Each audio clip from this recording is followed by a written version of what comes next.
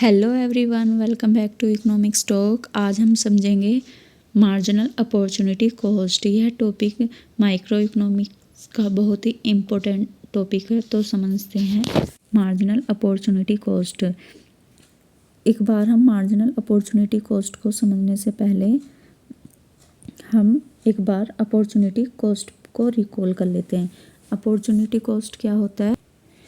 जब हम कोई एक चीज़ चूज़ करते हैं तो हमें नेक्स्ट बेस्ट, ध्यान रखना, नेक्स्ट बेस्ट अल्टरनेटिव को सेक्रीफाइस करना पड़ता है, क्योंकि हमारे पास रिसोर्सेज लिमिटेड होते हैं।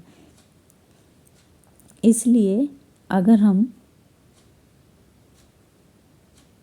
वीट का प्रोडक्शन बढ़ाते हैं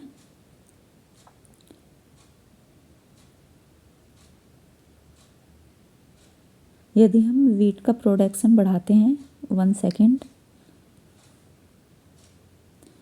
4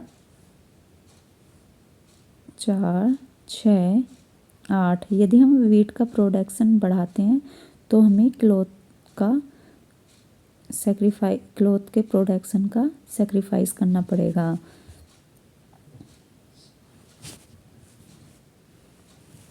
ओके, तो जो हमारे क्लॉथ का नेक्स्ट अल्टरनेटिव का जो हम सेक्रीफाइस करेंगे, नेक्स्ट अल्टरनेटिव का जो क्लॉथ का सेक्रीफाइस करेंगे वही हमारा कहलाएगा अपॉर्चुनिटी कॉस्ट। मतलब सेक्रीफाइस मतलब अपॉर्चुनिटी कॉस्ट। हमारे पास एक बार और समझ, हमारे पास हमेशा 2 चॉइस होती हैं, चॉइस ए, चॉइस बी। यदि हमने चॉइस ए को एक्सेप्ट किया, चॉइस ए को हमने एक्सेप्ट किया और बी का हमने कर दिया सेक्रीफाइस, तो हमारा बी की जो सेक्रीफाइस यही बन जाएगा हमारा अपॉर्चुनिटी कॉस्ट। ओके, जो हम मतलब लाइफ में जो भी हम बेस्ट चीज़ सेक्रीफाइस करते हैं, अपनी बेस्ट चीज़, कोई ख़राब चीज़ नहीं, बेस्ट चीज़ जो सेक्रीफाइस करते हैं वही हमारा अपॉर्चुनिटी कॉस्ट है। बेस्ट नेक्स्ट अल्टरनेटिव सेक्रीफाइस, सिर्फ बेस्ट नेक्स्ट अल्टरनेटिव सेक्रीफाइस को ही हम अपॉर्चुनिटी कॉस्ट बोलते हैं। तो अब चलते हैं हम मार्जिनल अपॉर्चुनिटी कॉस्ट की तरफ। तो marginal opportunity cost refer to the additional opportunity cost of producing one more unit of a good. Okay, marginal opportunity cost का मतलब होता है एक और एक्स्ट्रा यूनिट प्रोड्यूस करने के लिए कितना सेक्रीफाइस करना पड़ता है। Okay, in simple word it's show how much of one good must be sacrificed to produce an extra unit of another good. ये बताता है, क्या बताता है कि one extra unit of good produce करने के लिए दूसरी गुड का कितना हिस्सा हमें छोड़ना पड़ता है। अपॉर्चुनिटी कॉस्ट क्या बताता है? जबकि बेस्ट नेक्स्ट अल्टरनेटिव फोरगोन को बताता है, but marginal opportunity cost focus करता है only on the changes of opportunity cost. मतलब अपॉर्चुनिटी कॉस्ट में क्या चेंजेस आ रहे हैं, सिर्फ यही बताता है। जैसे हमें पिछले उसमें देखते हैं कि सिर्फ चेंजेस ही बताएगा मार्जिनल अपॉर्चुनिटी कॉस्ट में कितना चेंज आ रहा है। तो यही हमारा बताता है marginal opportunity cost when output change bye 1 unit. Output 1 unit के चेंज होने से हमारी अपॉर्चुनिटी कॉस्ट कितनी चेंज हो रही है। Here is combination A, B, C और डी। यहाँ पे क्या ले लेते हैं हम? यहाँ पे ले लेते हैं हम गन, यहाँ पे ले लेते हैं हम बटर, लाइक, हाँ सॉरी, मार्जिनल अपॉर्चुनिटी कॉस्ट का हमारा फॉर्मूला होता है delta Y upon delta X, या हम बोल सकते हैं सेक्रीफाइस और गेन। ओके, याद रखना, S for sacrifice, G for gain. तो हम यहाँ पे 0, गन में 0, 1 2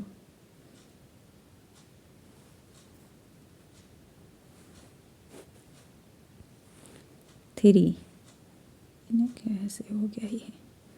ओके, तो यहाँ पे ले लेते हैं हम 100, 90, 70, 40 एंड 5। तो ये हमारा होता है डेल्टा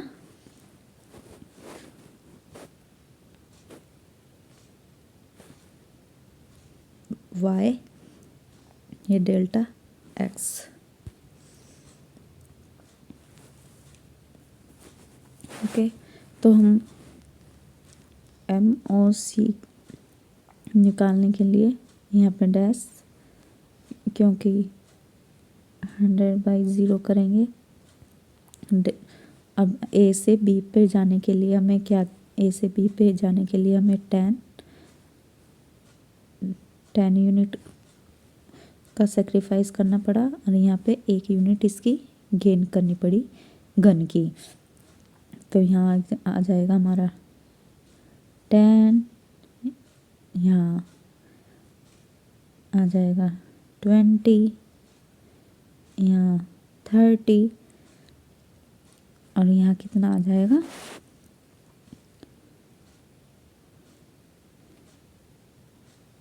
35।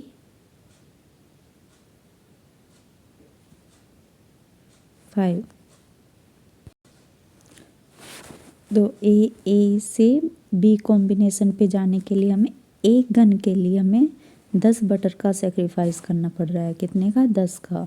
और बी से सी कॉम्बिनेशन पे जाने के लिए हमें 20 बटर का सेक्रीफाइस करना पड़ रहा है एक गन के बदले।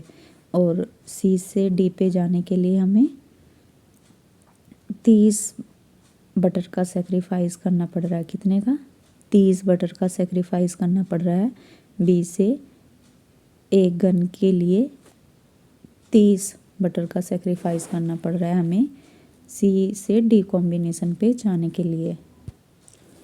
Marginal opportunity cost and production possibility curve. Production possibility curve एक कर्व होता है जो दिखाता है maximum combination of economy produce कर सकती है, मैक्सिमम कॉम्बिनेशन जो इकोनॉमी प्रोड्यूस कर सकती है। ये बताता है हमें, क्या बताता है हमें? प्रोडक्शन पॉसिबिलिटी कर्व की मैक्सिमम कितना कॉम्बिनेशन हमारी इकोनॉमी प्रोड्यूस कर सकती है। ये मतलब production possibility curve usually concave होता है। क्यों होता है कॉनकेव? क्योंकि मार्जिनल अपॉर्चुनिटी कॉस्ट बढ़ती रहती है। ओके, तो marginal opportunity cost is closely related to the production possibility curve. क्योंकि हम प्रोडक्शन पॉसिबिलिटी कर्व की जो स्लोप होती है उसे ही मार्जिनल अपॉर्चुनिटी कॉस्ट बोलते हैं। The production possibility curve show different combination of two good that one economy can produce one given resources. दो गुड के गिवन रिसोर्सेज के उसमें हमारी इकोनॉमी कितना मैक्सिमम कॉम्बिनेशन प्रोड्यूस कर सकती है, ये दिखाता है। और the slope of production possibility curve represent the marginal opportunity cost when we move among the production possibility curve from one point to another, resources are allocated from one to another. जैसे जैसे हम एक point से दूसरे point पर जाते रहते हैं ऐसे ऐसे रिसोर्सेज एक गुड से दूसरे गुड की तरफ एलोकेटेड होते रहते हैं। Increasing marginal opportunity cost. Increasing marginal opportunity cost like this. Okay, ये PPC है। इसमें क्या है? Increasing marginal opportunity cost. तो resources are not equally efficient in producing all goods. Okay, और सभी गुड्स के लिए हमारे रिसोर्सेज इक्वली एफिशिएंट नहीं है। When production shift less suitable resources are used. हमारे रिसोर्सेज शिफ्ट होते रहते हैं और this lead to greater sacrifice of the other good. PPC curve concave होता है। Each additional unit of good को cost move to term of other good. Constant marginal opportunity cost. Constant marginal opportunity cost के case में हमारा production possibility curve concave रहेगा और marginal opportunity cost हमारी रहेगी constant. Okay, this one if resources are fully efficient in producing both good, मतलब resources fully efficient है। In case of constant marginal opportunity cost, marginal opportunity cost remain constant और PPC हमारी रहेगी straight line.